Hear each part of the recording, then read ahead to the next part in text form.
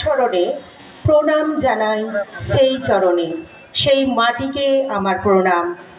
আন্তরিক কৃতজ্ঞতা জানাই কবি কঙ্কন মুকুন্দরাম সাংস্কৃতিক মেলা কর্তৃপক্ষের সকল গুণীজনকে। এখানে উপস্থিত প্রত্যেককে শুভ সন্ধ্যা, যথাযোগ্য স্থানে শ্রদ্ধা, সম্মান, শুভেচ্ছা, ভালোবাসা। তো আজকের প্রতিযোগিতায় বিচারকের আসন গ্রহণ করে যেই অভিজ্ঞতা হলো সেগুলো আমি বিশেষ করে বলবো অভিভাবক অভিভাবিকাদের উদ্দেশ্যে। বেশিরভাগ ক্ষেত্রে অভিভাবিকা, যেটা স্যার বললেন। তো আপনারা বয়স অনুযায়ী কবিতা লাইন বা কবিতাটা কতটা ছোট কতটা বড় এটা ঠিক করে দেবেন। আপনাদের হয়তো একটা ধারণা থাকতে পারে যে বড় কবিতা স্টেজে পারফর্ম করলেই আমার কন্যা বা পুত্র হয়তো অনেক উন্নত মানের বা একটা অংশীদার হিসাবে বা একটা প্রতিযোগিতার ভালো অর্জন করতে পারবে, দক্ষতা। এটা কিন্তু হয় না। কারণ এই যে স্যার বললেন প্রত্যেকটা শব্দের মানে ওরা বোঝে না।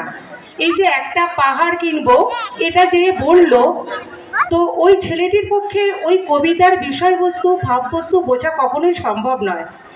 যখন কোনো কবিতা আমি আবৃত্তি করব, অবশ্যই আমাকে তার প্রত্যেকটা শব্দকে রপ্ত করতে হবে এবং তার মানেটা বা অন্তর্নিহিত অর্থটা বুঝতে হবে, তবেই কিন্তু আমি সেটা কণ্ঠস্থ করতে পারবো।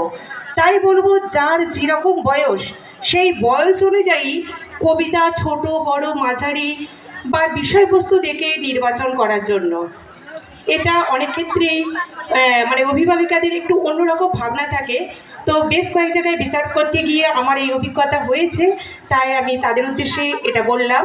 আরও একটা যেটা স্যার বললেন, আমি বলবো এখানে অনেকজনের মধ্যে আমি একটু মানে আঞ্চলিক টান, মানে কবিতায় কিন্তু টান থাকা যায় না, টান রাখতে নেই কবিতায়।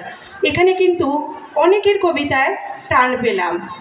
আর গ বিভাগের কবিতায় আবৃত্তি প্রতিযোগিতায় যারা অংশগ্রহণ করেছে সত্যিই আমি অভিভূত হয়ে গেছি এদের প্রতিভা দেখে, এবং রীতিমতো জাজমেন্ট করতে গিয়ে আমায় খুব বেগ পেতে হয়েছে। তো প্রত্যেকের জন্য আবারও শুভেচ্ছা, শুভকামনা, আশীর্বাদ, ভালোবাসা। আগামী দিনে তোমাদের অনেক বড় বড় মঞ্চে পারফর্মার হিসেবে দেখতে চাই। আজকে যারা প্রতিযোগিতা থেকে বাদ গেলে তারা কিন্তু মনোকষ্ট পাবে না। এটা ভেবে নেবে যে আজকের দিন থেকে তোমাদের নতুন করে শুরু হবে বাদ যাওয়া জেদের জন্য। কারণ কেন বাদ পড়লাম এটা ভাববে, এটা নিজেকে নিয়ে বিচার করবে।